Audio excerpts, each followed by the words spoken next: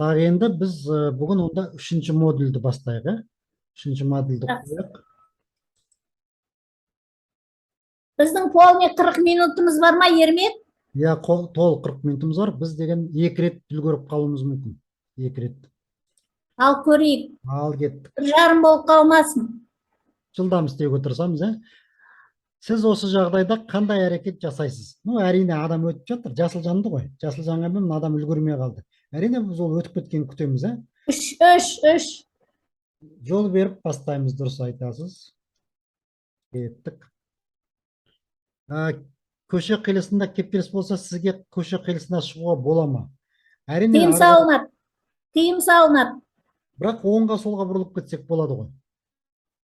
Тура жүруге болмайды, иә. Мына жерде жай ғана сұрап тұр, бола ма дейді. Болады, егер оңға солға бұрылып кетсек. Мінекей. Бұрылу үшін, кері бұрылу үшін болады дейді. Сіз жолға бұрыларда кімге жол бересіз? Бұл тең дәрежелі жол. Оң жақта кедергіміз бар. Біз енді қайда бұрылып жатырмыз? Солға бұрылып жатырмыз ғой, деймін, ә? Біз солға бұрылып жатырмыз. Иә. Трамвайға міндетті түрде жол береміз. Сонда трамваймен мына күзетке жол береді екенбіз.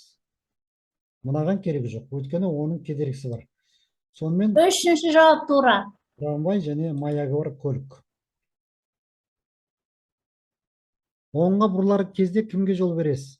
Бәріне жол береміз. Адамға да, велосипедке де, көлікке де, бәріне, барлығына деп жауап береміз. Өйткені мынау белгі нені білдіреді? Біз ауладан шығып жатырмыз. Кәдімгі үйдің ауласы бар ғой, ауладан шыққанда бәріне жол беруіміз керек. Осы жағдайда қай көлік жүргізушісі жолаушы түсіру үшін дұрыс Бұны 1000 рет шештік қой. Не? Қайсы дейсіз сонымен? Жасыл мен қызыл. Қызыл, жасылдікі дұрыс емес, қараңыз мұқият. Мына жерде сплошной сызық, үзілмеген сызық. Мынаған кіруге болмайды. Мына жер үзік болса, кіріп кетсе болатын еді. Жоқ, жасыл деген мына жолдың шетінде тұрған емес па? Иә, жасыл жолдың шетінде. Бұл жерде А деген жазу көрдіңіз ба? Автобустың жолағы. Мына знакты көрдіңіз ба? Иә. Автобустың жолағына кіруге болады, егер мына үзік сызық болса. Егер үзілмеген болса, кіруге болмайды. Сондықтан дұрыс жауабы мынау ғана дұрыс тоқтады. Өйткені бір бағыттағы жол ғой, екі жаққа тоқтай берсек болады. Қызыл машина дұрыс тоқтады деп жауап береміз. Онда бірінші жауап тура. Жақсы. Тура осындай сұрақ бар. Мына жерде үзілген сызық. Ол жерде, иә. Мынау бізді алдап тұр ғой, иә. Енді алдайды ғой. Осы сұрақ түсініксіз маған. Так, мына жерде қараңыз, қызыл жанып тұр, жаңа біз айтқанбыз бағдаршам. Иә. Екі қызыл жанып өшіп тұр. Яғни жүруге болмайды деген сөз. Шлагбаум ашық тұр, бірақ қызыл светофор тұр. Яғни біз не істейміз? Шлагбаум рұқсат ету нұсқасын ала отырып жүресіз, дұрыс емес. Бағдаршамның алдына. Екінші, иә, сол ғой.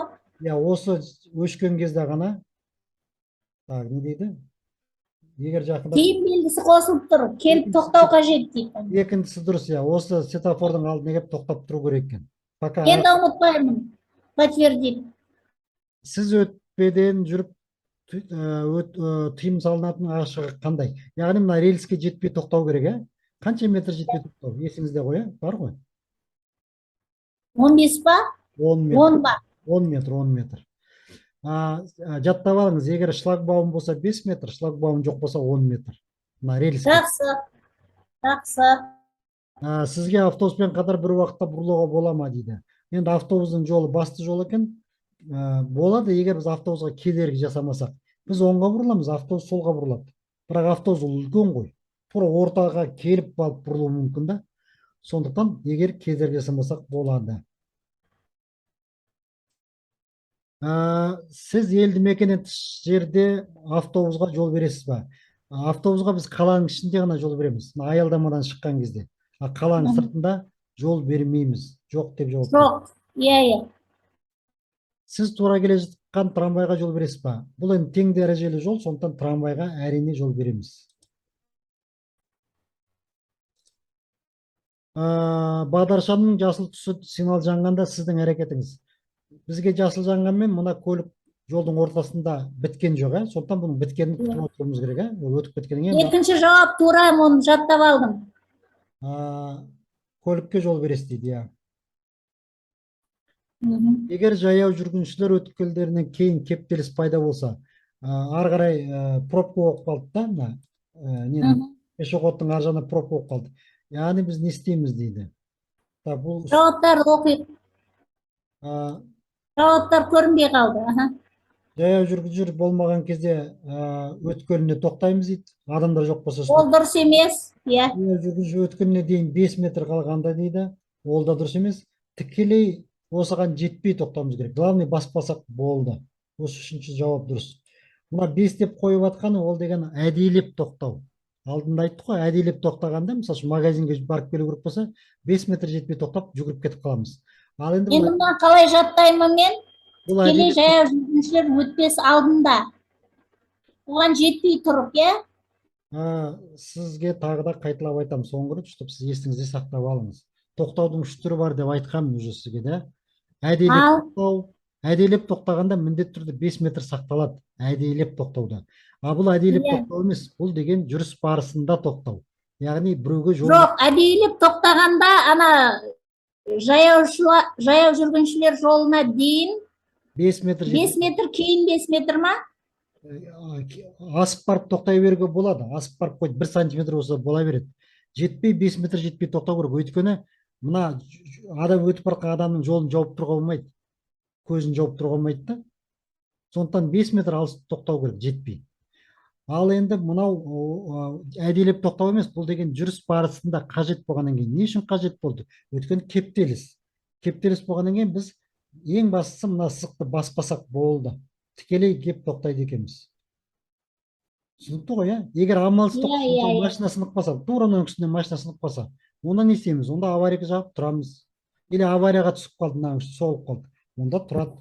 Ол үшінші түрі. Бұл айтып жатқанымыз осы түр екен, сіз тура бағытта келе жатып, қиылыста кімге жол бересіз? Мынау Жаяу жүргіншіге. тең дәрежелі жол, адамға жол береміз, велосипедке жол бермейміз, Не үшін бермейтініміз білмеймін, жаттап алдым осын. Өйткені велосипедтің оң жағындамыз. Велосипед бізге жол береді. Өйткені біз оны, егер велосипед мына жақта келетсе, біз оған жол беретін едік. Біздің оң жағымызда болса. Түсінікті ғой? Түсінікті. Сіз тура бағытта келе жатып кімге жол бересіз? Так, мына знакқа қарасақ, мына жер басты жол дейді. Яғни екеуіне де жол береміз. Екеуіне де деп қоямыз. Солға бұрыларда сізге кімге жол бересіз? Так, енді мына знакқа қарасақ, мына жер главный дейді да. Автобус пен мына екеуінікі главный екен.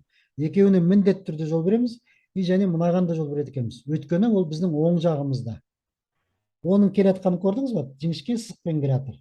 Біз де жіңішке сызықпен келе жатырмыз. Яғни біз екеуміздің жағдайымыз бір. Біздің дәрежеміз төмен мына екеуіне қарағанда. Көлік құралының барлығына ма? Иә. Сіз тура бағытта келеді, кімге трамвайға жол бересіз ба дейді. Иә, өйткені жасыл бізге де жанып тұр, оған да жанып тұр. Дәрежеміз бірдей. Дәрежеміз бірдей болғанда трамвайға жол береміз әрқашан. Солға бұрылғанда сіздің әрекетіңіз. Әрине мынаған жол береміз, өйткені біздің оң жағымызда келе жатыр.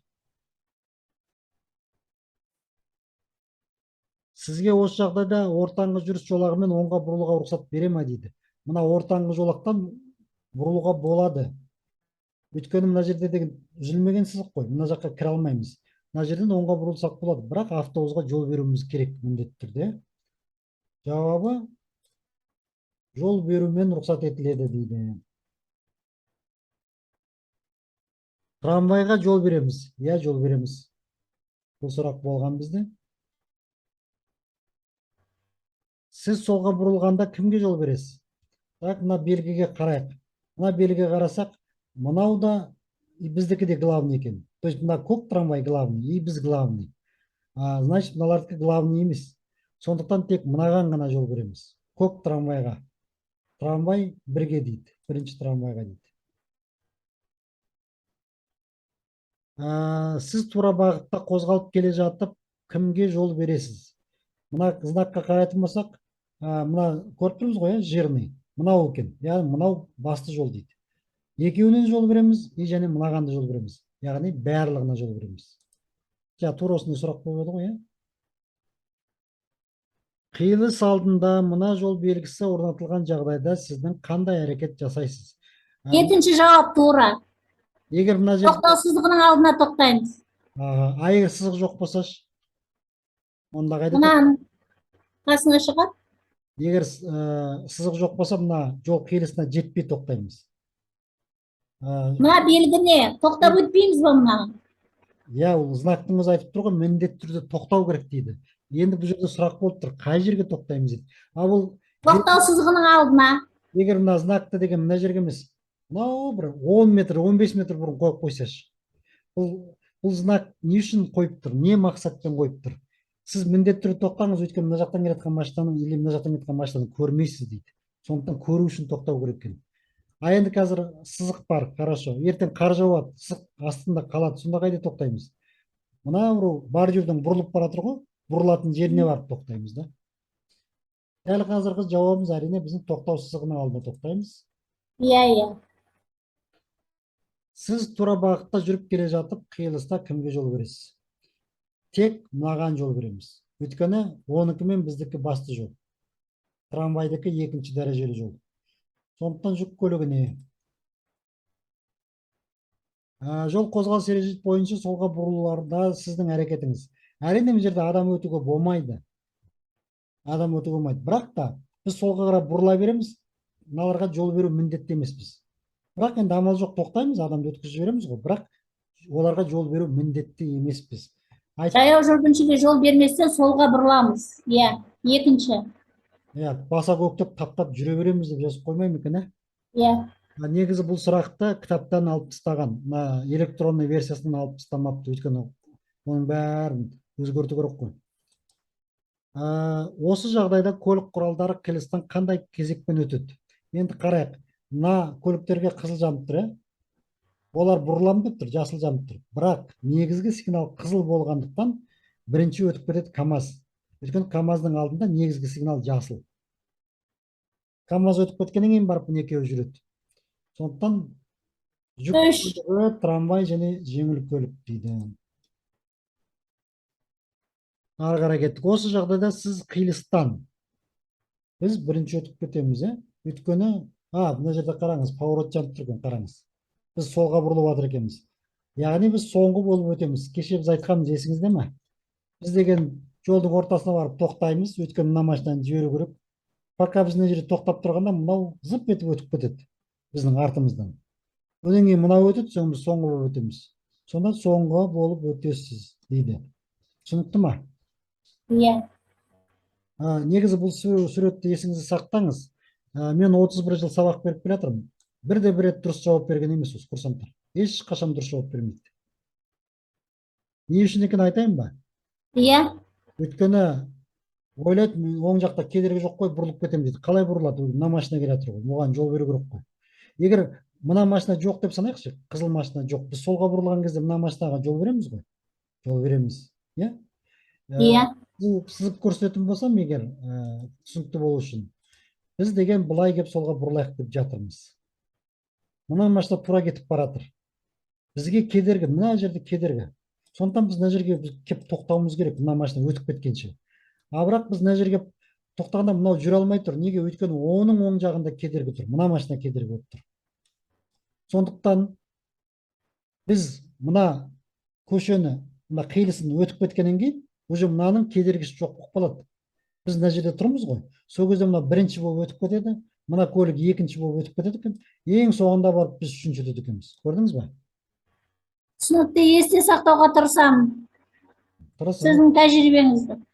Тырысыңыз, Так, жауап береміз үшінші. Енді мына трамвай паркке кіріп жатыр.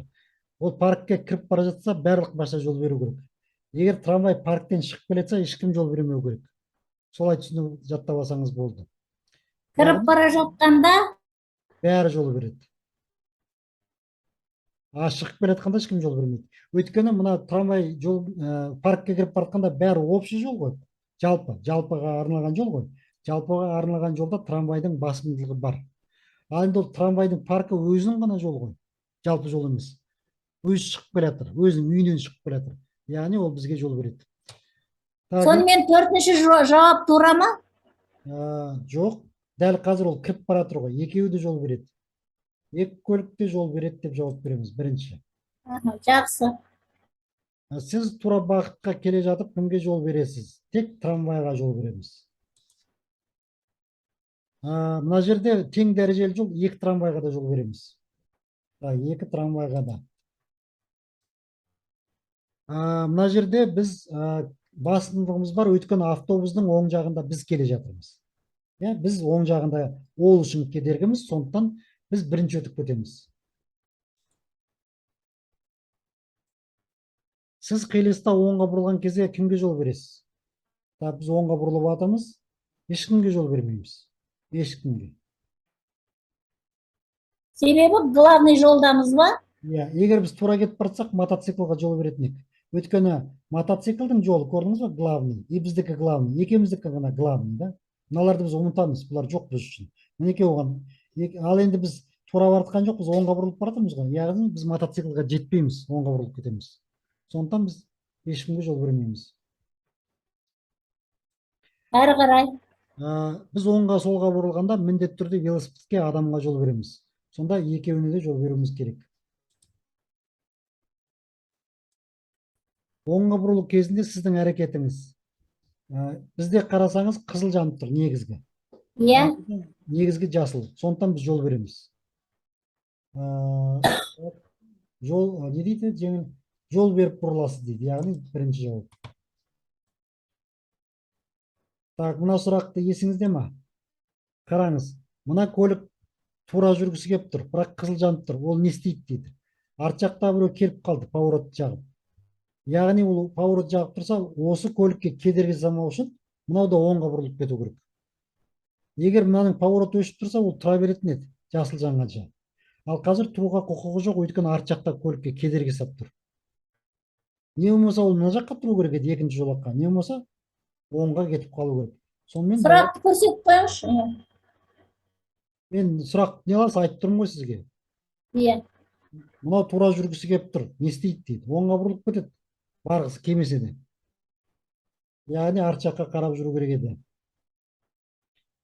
Тура бағытта жүріп келе жатқандағы сіздің әрекетіңіз. Мына жерде қарасаңыз, басты жол біздікі, трамвайдікі де басты жол. Екеуміздің құқығымыз бірдей, дәрежеміз бірдей.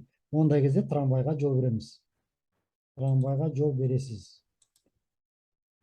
Оңға бұрылғанда сіздің әрекетіңіз. Біз бірінші өтіп кетеміз, өйткені мынаның кедергісі бар, біздің жоқ. Бірінші болып өтеміз. Мынандай автомагистральда арт жақпен жүруге болмайды. Тыйым салынады. Жаттап алдық. Сіз қиылыста солға бұрылған кезде кімге жол бересіз? Қарайық, мына жерде мына екеуінікі басты жол дейді. Яғни осы екеуіне жол береміз. Трамвай және жыпылдағы бар көлік. Жақсы. Мына жерде қарасаңыз, бағдаршам рұқсат беріп тұр. Бірақ шлагбаум жауып тұр. Не істейміз? Шлагбаум ашылғаннан кейін бірақ жүреміз. Айланы өтуге болмайды. Тоқтайсыз және қозғалыстағы тек шлагбаум ашылғаннан кейін барып жүресіз дейді. Түсінікті ғой, түсінікті. Иә. Соңғы сұрақ, сіз қиылыста солға бұрыларда кімге жол бересіз? Біздікі басты жол емес, екеуінікі, яғни екеуіне де жол береміз. Екеуіне де деп қоямыз. 40-та 40, енді қалқылайтын ештеңе жоқ, бәрі дұрыс екен.